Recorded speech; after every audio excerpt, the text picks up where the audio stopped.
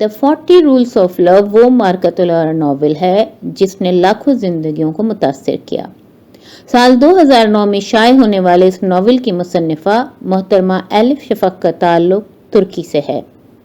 اس novel کی اشاعت 40 سے زائد زبانوں میں ہوئی ہے اور آن لائن اس سے مستفید ہونے والے افراد کی تعداد کا تو کوئی شمار ہی نہیں ہے۔ نومبر 2019 میں بی بی سی نیوز نے اس ناول کو 100 موسٹ انفلوئنشل ناولز میں شامل کیا ہے۔ اردو سمجھنے والے سامعین کے لیے اس ناول کو اس ارادے کے ساتھ پیش کیا جا رہا ہے کہ یہ ناول ان کی زندگیوں میں مثبت تبدیلی لائے گا۔ ہم اس ناول کی صرف مرکزی کہانی پیش کر رہے ہیں۔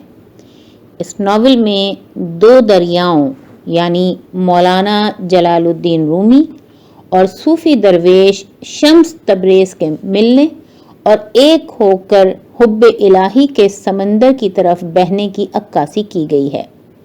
یہ آڈیو سیریز محترمہ ہما انور کے ترجمے 40 چراغ عشق کے سے ماخوذ ہے۔ آواز خالدہ مرتضی کی ہے۔ قسط نمبر 63 کیمیا کونیا دسمبر 1247 عیسوی۔ بے باک، تند و تیز اور ذہین شمس تبریز محبت کے بارے میں بہت کچھ جانتے ہیں، لیکن ایک شے ہے جس سے وہ بالکل ناواقف ہیں، یک طرفہ محبت کا کرب۔ جس شام گل صحرا نے مجھے تیار کیا، میں ایسے جوش سے معمور تھی جو مجھے علم نہ تھا کہ مجھ میں موجود تھا۔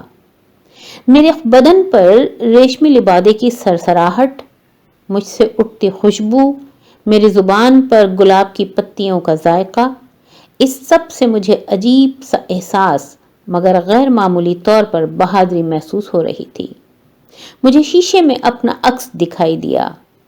میرا بدن فربا تھا نہ ہی دودیا، اور میرا سینہ اتنا فراخ نہ تھا جیسا میں چاہتی تھی، لیکن پھر بھی میرا خیال تھا کہ میں خوبصورت لگ رہی تھی۔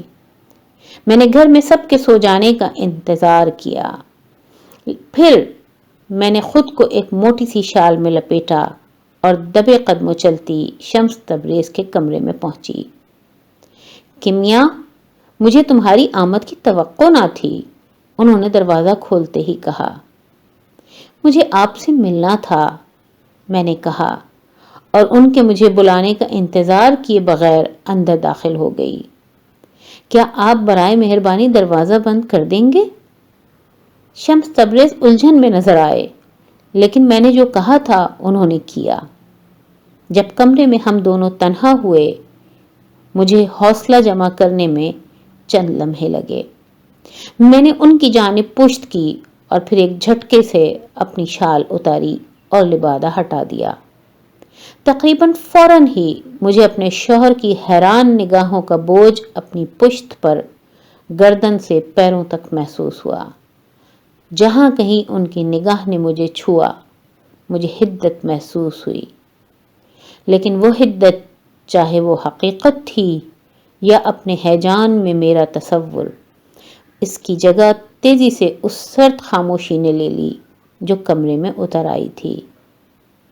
اندیشے کے عالم میں اپنے دھڑکتے سینے کے ساتھ میں شمس تبریز کے سامنے کھڑی رہی۔ اس بوجھل خاموشی میں ہم باہر شہر سے گزرتی غضبناک ہوا کی سنسناہٹ کو کھڑے سنتے رہے۔ تمہارا کیا خیال ہے؟ تم کیا کر رہی ہو؟ انہوں نے سرد مہری سے پوچھا۔ بولنے کے لیے مجھے خاصی کاوش کرنی پڑی، لیکن میں یہ کہنے میں کامیاب رہی، میں آپ کو چاہتی ہوں۔ شمس تبریز نے میرے گرد نیم دائرے میں چکر کاٹا اور مجھے اپنی آنکھوں میں دیکھنے پر مجبور کرتے ہوئے میرے عین سامنے آ کھڑے ہوئے۔ میرے گھٹنے جواب دے گئے، لیکن میں نے جنبش تک نہ کی۔ اس کے بجائے میں نے ایک قدم ان کی جانب بڑھایا اور دھیرے سے ان کے ساتھ لگ گئی، اپنے بدن کی گرمی انہیں پیش کرتے ہوئے، بالکل جیسے گل صحرا نے مجھے سکھایا تھا۔ میں نے ان کو سہلایا، اور محبت بھرے نرم الفاظ کہے۔ ان کی مضبوط پشت پر ہاتھ پھیرتے میں نے ان کی خوشبو کو اپنے اندر اتارا، یوں جیسے انہوں نے جلتے چولہے کو چھو لیا ہو۔ شمس ایک جھٹکے سے پیچھے ہٹ گئے۔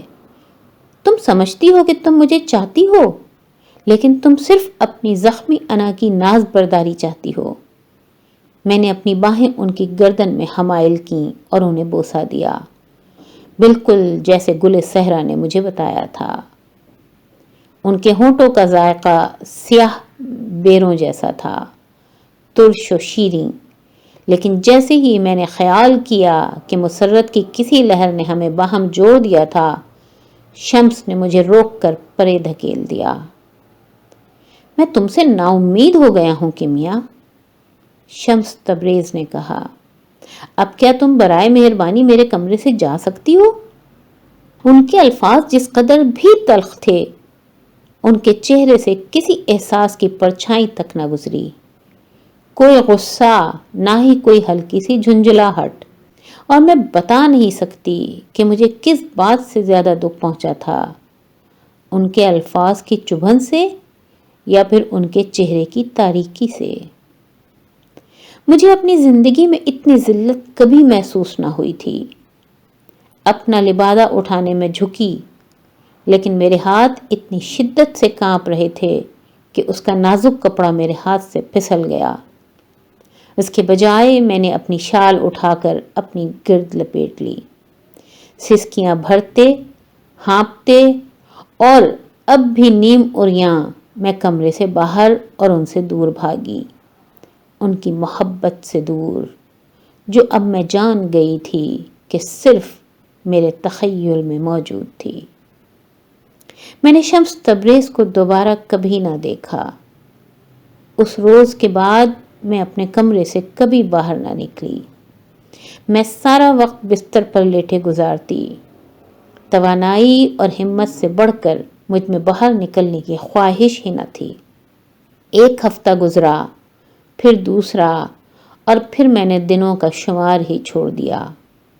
میرے جسم سے ساری طاقت جیسے نچڑ گئی تھی، رفتہ رفتہ مائل بزوال، صرف میری ہتھیلیاں زندہ محسوس ہوتی تھیں، انہیں شمس تبریز کے ہاتھوں کا لمس اور ان کی جلد کی حدت یاد تھی۔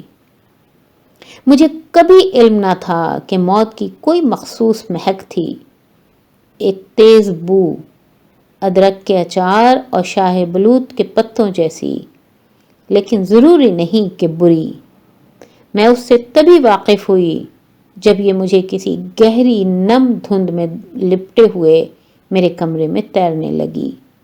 مجھے تیز بخار رہنے لگا، میری کیفیت ہذیانی ہو گئی، لوگ مجھے دیکھنے آنے لگے، ہمسائیاں اور سہیلیاں۔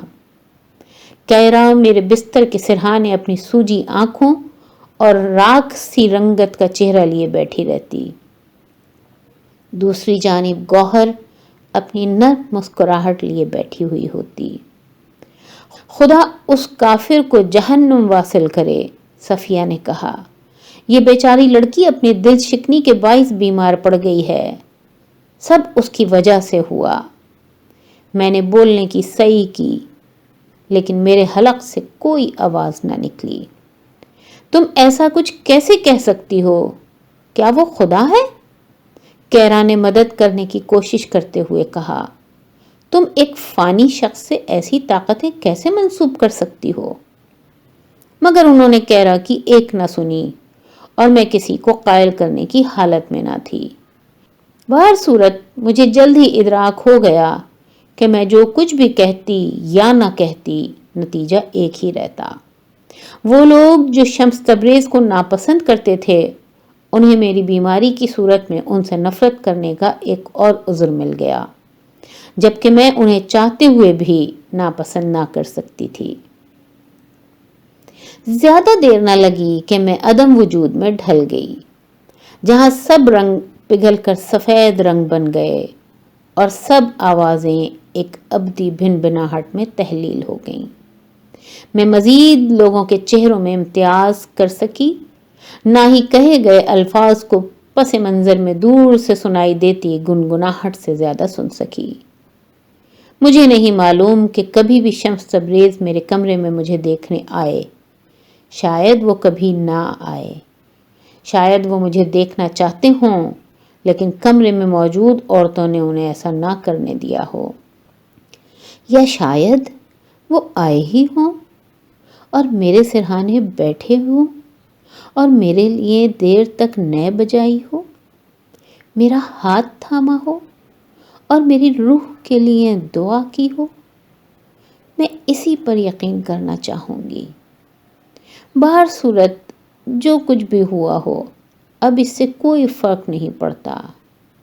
مجھے ان پر غصہ تھا نہ ہی ان پر کوئی خفگی۔ میں بھلا خفا ہو بھی کیسے سکتی تھی جبکہ میں خالص آگہی کی ندی میں رواں تھی۔ خدا اس قدر مہربان اور محبت کرنے والا تھا اور اس کے پاس ہر بات کا سبب اور وضاحت موجود تھی۔ ہر شے کے پیچھے کار فرما محبت کا ایک مکمل نظام۔